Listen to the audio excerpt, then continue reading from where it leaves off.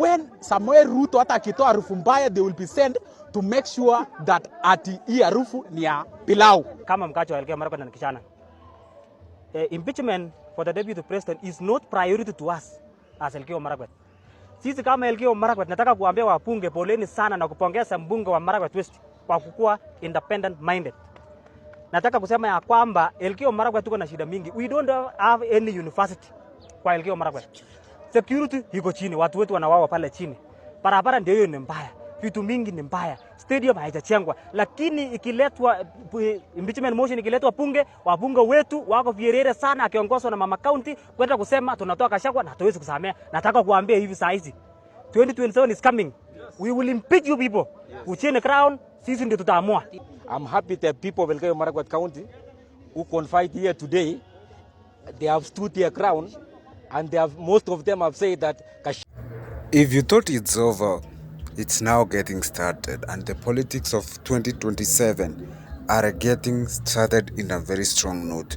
This is after a series of MP have been accused of not doing their work, but they are very fast and they're in the forefront of faulting Mr. Rigathi Gachagua.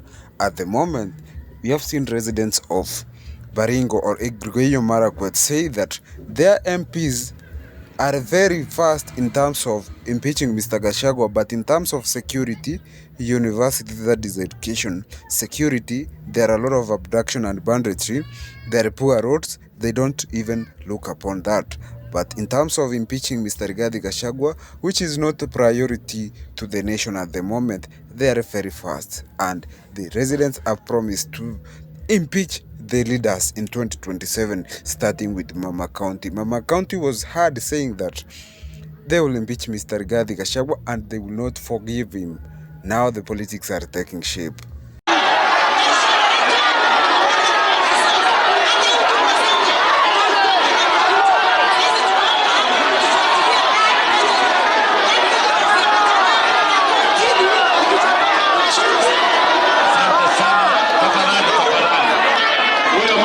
In Tharaka Nithi, a woman rep faced a lot of fire in front of the president when people heckled her, strongly saying that she's one of the problems.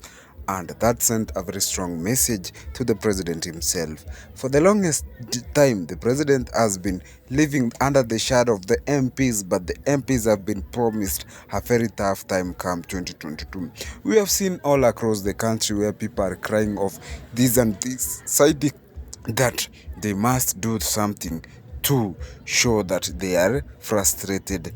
They are crying for governance, they are crying for good leadership, they are crying for development. The university funding model is a mess to many residents, but the politicians are still going to the stage to talk about 2027. But the reality is the ground is very hot, and the temperatures will soon become very hostile.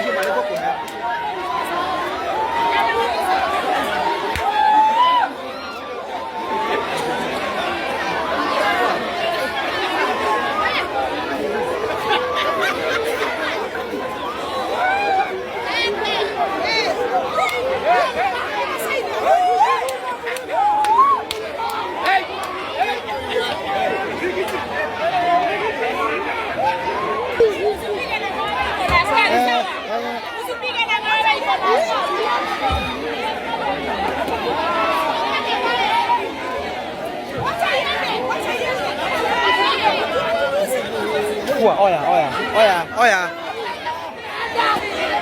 Chukua vitu zako hapo.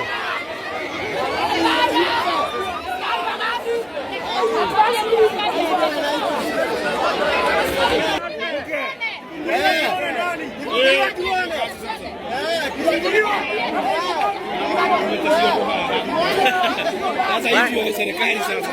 Unaona ramani? Kama hali kuko hivi. Hii kazi inasemekana imefanyika usiku yote hii.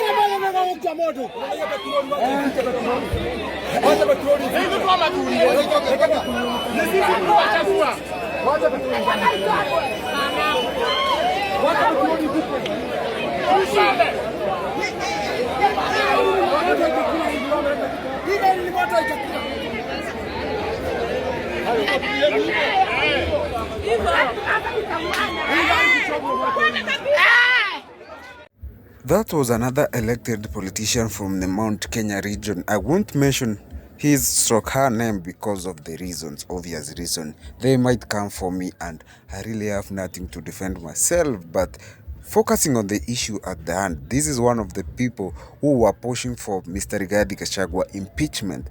But when he came back to the ground, he faced the reality. He noticed that he has done nothing to the people, but the priorities of impeaching Mr. Rigathi Gachagua are the first priorities. Residents were very hostile, the ground became very hot, and the temperatures blew up, exposing the mess behind. And you can see this car was even huddled with stones, exposing the reality in the ground. We have seen majority of these elected leaders facing the same wrath because they told that it cannot happen, but it's happening, and by happening it's exposing them very badly. You have seen from Mount Kenya, Rift Valley, and now we are back to Mount Kenya, the East Mount Kenya, and many other places. So majority of these people who voted taking out Mr. Rigathi Gachagua, especially from the Mount Kenya region, they are facing fire. Injili ambayo naibu rais amekuwa akihubiri ni kwamba wanamlima waungane. Naibu rais hajawahi hata siku moja, na kama kunaye aliyemsikia anikosoe, hajawahi hata siku moja kusema kwamba mlima uungane, pwani wasiungane. Jibu ni kwamba mlima waungane, pwani waungane, Nyanza waungane, halafu sote tuje tuungane kama Wakenya. Na kwa hivyo nadhani si sawa. Hata mataifa, hata bara huungana. Tuna African Union, tuna European Union, tuna United States of America. Itakuwa ni makosa ikiwa sisi kama Waafrika tutasema tuungane as African Union, halafu European Union watuambie kwamba tunafanya makosa kwa kusema sisi tuungane. Na kwa hivyo muungano tunaotafuta wa mlimani sio muungano wa kutenga Wakenya wengine. Lazima nyumba iungane, ndipo nyumba zote tena zije pamoja. Na hayo mambo ya one man one vote one shilling, huo ni mjadala ambao utakuwepo. Wale wanaosema one man one vote one shilling watakuja pale bungeni watoe maoni yao. Wale wanaosema 1 kilometer 1 shilling watakuja tujadiliane. Wale wanasema 1 cow 1 shilling, tutaungana sote tuzungumzie hayo. Mr. Rigathi Gachagua was the one who was calling for the unity of Mount Kenya as other regions are uniting, but it was very easily ganged up against him. In a very short time, he found himself a very lonely man. His formidable action in uniting the Mount Kenya region, Alex Mrima, came down trickling very fast, just like an iceberg melting from the top of the mountain, and he has already faced the wrath in the parliament. That's why he was impeached with the whopping numbers of 282 against 44, and that shows that indeed these people were very serious. They want nothing to do with Mr. Rigathi Gachagua. On the other hand, Mr. Rigathi Gachagua promised that he is a very truthful man. He will go home. Whatever is being accused of are fabricated charges. He says that even the properties which they are saying that he stole, he said that they belong to his brother and his brother gave him. willingly. Do you agree with Mr. Rigathi Gachagua?